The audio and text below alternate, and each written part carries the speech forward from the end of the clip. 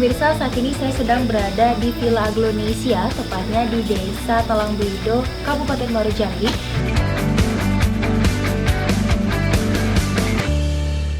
Seperti yang saya bicarakan di awal tadi pemirsa, kita akan berbicara langsung lebih dekat mengenal dari sosok pemilik atau owner dari Villa Aglonesia ini.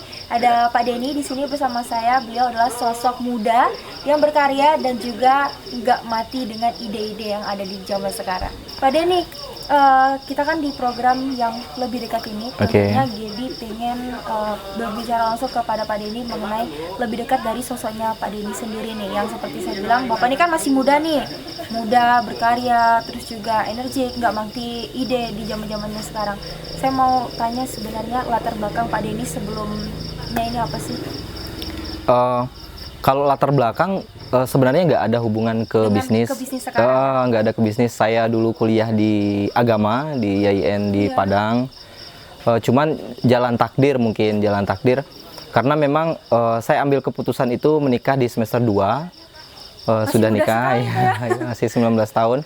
Jadi mau nggak mau ya harus usaha karena kebutuhan hidup. Nah, dari situ yang memaksa kita harus bisnis. Ternyata memang kita pelajari 9 dari 10 pintu rezeki itu ada di bisnis, dan saya pikir Rasul bisnis memang seorang fight bisnis, seorang pebisnis sejati.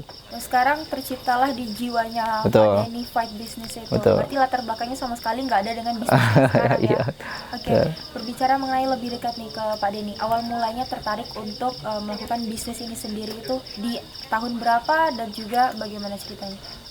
Jadi banyak yang sudah kita coba. Saya yakin banyak pebisnis di Indonesia pasti coba sampai dia ketemu tahapan yang pas. Apa kira-kira yang pas di jalur bisnis yang mereka jalani. Betul, dapat feel-nya. Macam-macam sudah saya coba. Jadi 2014 itu saya awalnya sih broker dalam arti kata tuh bantu-bantu orang lah ya, yang ingin punya tanah, ingin punya rumah ataupun sewa dan sebagainya. Saya pikir lama-lama begini Mbak, saya pikir lama-lama banyak tanah itu hanya dikuasai oleh satu orang saja. Betul, itu betul, fakta itu memang benar. Jadi tidak terbagi ke masyarakat dan cukup mahal kalau untuk orang yang ekonomi rendah ya. Cukup sulit mereka dapat. Saya coba dirikan perusahaan 2015 Tanah Emas. Awalnya kita main di kafling saja, kafling. Betul, dan murah-murah. Pada saat itu ada yang ansurannya 300.000, kemudian betul ada tanpa DP untuk tanah, untuk tapak rumah mereka saja barangkali sekitar 100 sampai 150 meter persegi kan udah cukup begitu. Iya. Dan kenapa Pak Denny berani ngambil tindakan yang seperti itu? Jadi gini Mbak ya, di broker itu saya punya pengalaman begini. Ketika misalnya saya nawarin satu produk yang luas, misalnya ada dijual tanah sekitar 5 hektar. Jadi yang telepon saya itu, Pak bisa nggak saya minta sedikit aja, saya minta betul. Mereka yang telepon itu kan mereka minta dikit aja, bisa nggak kira-kira untuk rumah saya aja katanya. Nah dari situ saya pikir, oh banyak loh orang, kenapa sih kok orang, mohon maaf ya, orang pemilik tanah kaya ini kenapa sih nggak dia pecah aja ya, dibagi-bagi kan manfaat juga ya, manfaat kita sih pada manfaat sih, yang paling ruh Tanah Emas tuh pada manfaat. Kalau uang pasti ngikut aja. Belajar ke benefitnya dibanding ke income-nya sendiri gitu. Iya, ke manfaat sih kita. Jadi kan lebih bermanfaat buat orang, baik itu untuk pertanian, baik itu untuk perumahan. Di awal itu sekali pas Pak Denny bisnis, apa yang bisnis pertama kali langsung tanah kaflingan kah atau memang langsung perumahan-perumahan saja?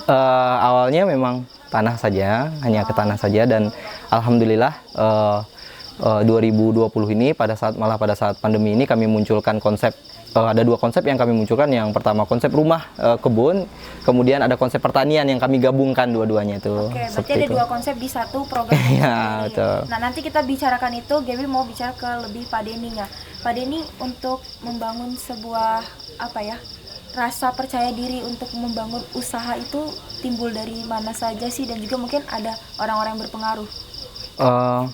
Begini Mbak, saya yakin setiap orang pasti punya inspirasi dalam hidup dia, siapa yang ingin dia tuju dalam hidup. Bagi saya terinspirasi sama Agim ya, maksudnya begini. Oh, inspiratornya iya. Agim ya. Oke. Jadi maksudnya begini, dia bilang kita nggak kita nggak ingin kaya, cuman kita harus kaya. itu Gimana satu. tuh maksudnya kita nggak ingin kaya tapi kita harus Karena kaya? mungkin gini, pemahaman agamanya kalau kaya, harta itu pasti dipertanggungjawabkan. Betul. Heeh, Semakin banyak harta, semakin lambat dia menuju surga. betul. Karena pertanyaannya banyak sekali. Tapi harus kaya. Kenapa? Karena dengan kaya bisa berbuat. Gitu. Kalau nggak kaya nggak bisa berbuat apa-apa. Pak Denny, bagaimana sih di tahap sekarang yang sudah Pak Denny pegang itu untuk maju dan melangkah? Ya sebenarnya saya sering mengistilahkan ya, kalau di tim saya pribadi, perjalanan tuh masih jauh, Mbak, masih sangat jauh, apalagi yang kami capai hari ini ya bukan kita merasa tidak puas, tapi masih sangat jauh lah. Tentu kita ingin berkarya lebih baik lagi untuk negeri. Kalau bagi saya sih lumayan ya, dari pertama Gaby ketemu sama Pak Denny kan baru berapa tuh ya yang kita ajak ngobrol. Pak Denny ada berapa sih couplingan yang Pak Denny bisniskan, terus sampai sekarang pun juga. Makanya saya sempat shock juga, wah lumayan nih Pak Denny sudah dalam tahap berapa tahun sudah ada berapa macam bisnis properti yang dijalankan nih. Alhamdulillah 5 tahun 24 proyek, Mbak. 5 tahun nih ya? Iya. Berarti dalam 1 tahunnya ngejar target, ada target nggak nih? Nggak ada target, mengalir. Pernah juga vakum 2 tahun ya. Pernah vakum 2 tahun, itu dikarenakan berarti pernah jatuh bangun juga nih? Pernah jatuh bangun. Itu boleh dong ceritain jatuh bangun di bisnis properti ini? Karena masih begitu semangat ya, karena masih begitu semangat, begitu muda. Anak muda ini kan kadang-kadang semangatnya tinggi, Semangatnya tinggi, terus juga kan tenaga nggak ada. selalu muncul tuh. Iya, semangat tinggi, terlalu berani mengambil keputusan dan jatuh. Cuman saya belajar gitu. Rata-rata pengusaha pasti jatuh dulu, naik lagi, naik lagi. Nah, kalau boleh tahu di 5 tahun itu kan ada 24 proyek ya? Betul. Ada apa aja? Kalau ada nih oke, saking banyak tuh mungkin nggak ingat kali ya. Ini inget-inget aja. Jadi ada itu hanya tanah saja, kafling. Kemudian kita juga punya perkebunan untuk kafling kebun kita. Kemudian juga kita punya perikanan, kafling perikanan kita. Kemudian kita juga punya perumahan, cuma perumahan kita kecil sih, nggak banyak. Yang baru-baru ini kita punya villa. Ini dia, Villa Agronesia ini yang Mbak lihat ini. Jadi Yang konsepnya terbaru villa. ya, Yang terbaru, betul. Oke. Untuk lokasinya tuh ada di mana aja, Pak? Kalau villa ini ada 3, rata-rata kita memang di Muaro Jambi ya, di kabupaten, di Desa Talang Belido. Ada Villa California, itu konsepnya saya memang ke California itu bukan nama kota ya, tapi ke pepaya California saya. Oh, nama buah-buahan. Nama buah-buahan. Jadi saya tanamin pepaya California, terus saya kasih rumah, mohon maaf ya, rumah kayu, dan itu alhamdulillah diminatin karena Banyak mereka. minatnya ya? Alhamdulillah 3 bulan sold out. Sudah sold out semua? 3 bulan kami jualan cuman habis. 3 bulan habis. Dan anehnya memang alhamdulillah Allah kasih rezeki. Dari 150 unit itu 90% konsumennya malah cash, nggak ada yang mau kredit. Luar biasa. Cashnya berapa? Pada saat itu saya buka harga hanya di 38 juta. 38 langsung cash, banyak yang cash. Betul, banyak yang cash. Ya pemirsa, jangan kemana-mana, kita akan kembali lagi setelah jeda pariwara berikut ini, tetap di Lebih Dekat.